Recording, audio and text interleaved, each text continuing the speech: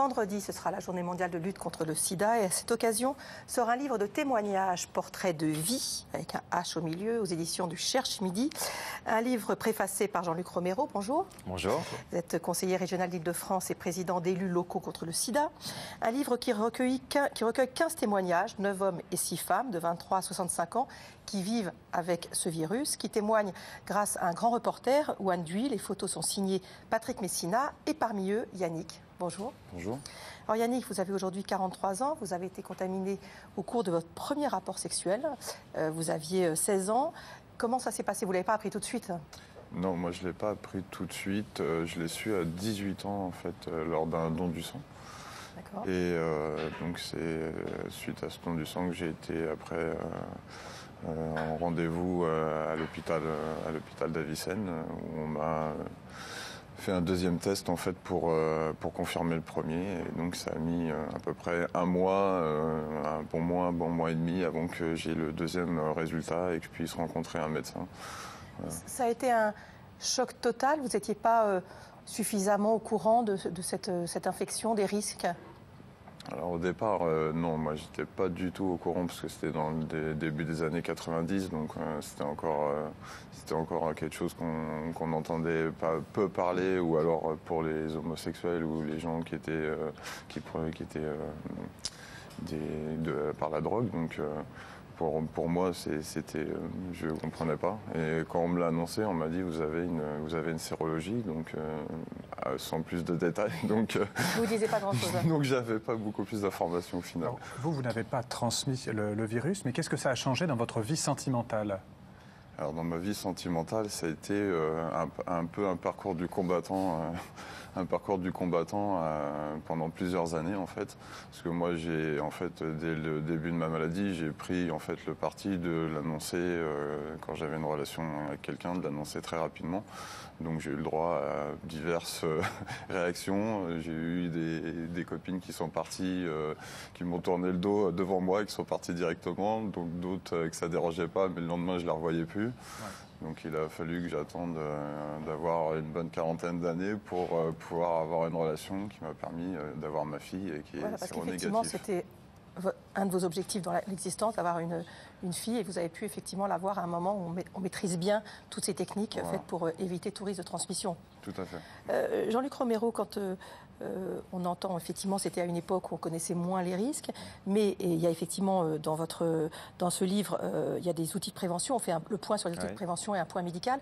On a l'impression qu'il faut continuer à dire comment ça se transmet, quels sont les vrais risques, comment on se protège, que c'est toujours pas rentré.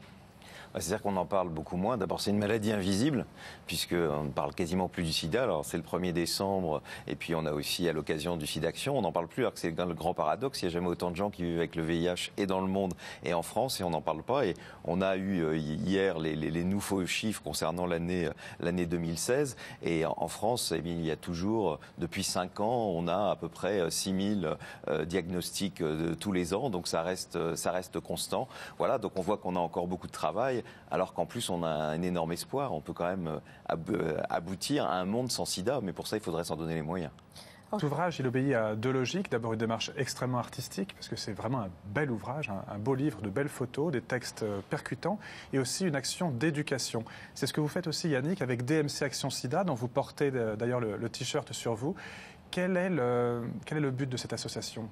Alors, le but de cette association, nous on intervient en majorité au niveau des lycées et des collèges. Oui. Donc on travaille uniquement sous le cadre de témoignages. Donc c'est des gens qui sont dans l'association, qui sont de séropositivités différentes, qui viennent témoigner de leur vie, de leur quotidien. Et après, donc il y a un débat qui se fait avec les élèves et de prévention, d'échange de questions.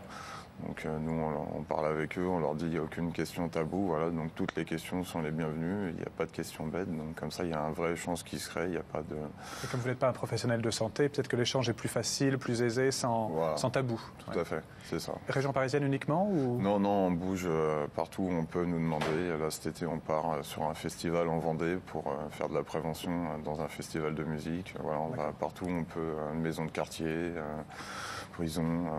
Les vieilles charrues ? Pardon ? Les vieilles charrues ? Les vieilles charrues, pas encore. D'après ce qu'on a entendu, il y a du travail là-bas. Oui, exactement.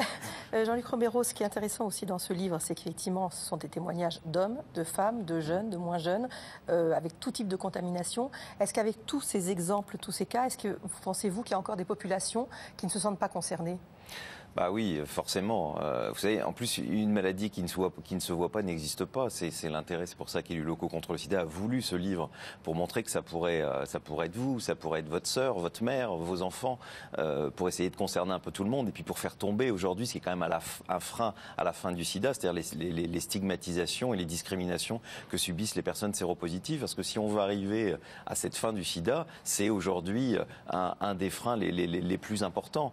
Et donc il est important de montrer. Il faut montrer des visages, il faut montrer que ça nous concerne tous, et puis en même temps dire aussi la situation de l'épidémie qui en France est quand même concentrée, notamment sur certaines populations plus vulnérables, et je pense notamment ce qu'on appelle les HSH, globalement les homosexuels, les migrants, vers lesquels aujourd'hui il faut mettre beaucoup de moyens, d'où l'intérêt que vous avez montré tout à l'heure de la PrEP, et qu'il faut développer parce qu'aujourd'hui on est des nains.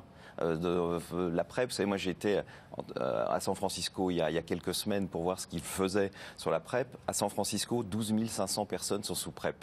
Il y a 750 000 habitants. En France, on serait à 5 000. On a 65 millions, je crois, d'habitants. Donc vous voyez là, et on sait que ça c'est une des clés aussi avec le dépistage. Dépister les 25 000 personnes qui ne savent pas aujourd'hui qu'elles sont séropositives. On a aujourd'hui tous les éléments pour ça. Le dernier étant l'autotest. Et puis la PrEP, qui est vraiment un élément très important dans la stratégie aujourd'hui pour que demain il y ait un monde sans sida, un Paris sans sida, une Île-de-France sans sida. Merci beaucoup à tous les deux. Je rappelle votre livre Portrait de vie, présenté par Jean-Luc Romero, Michel, c'est aux éditions du Cherche Midi. Merci beaucoup.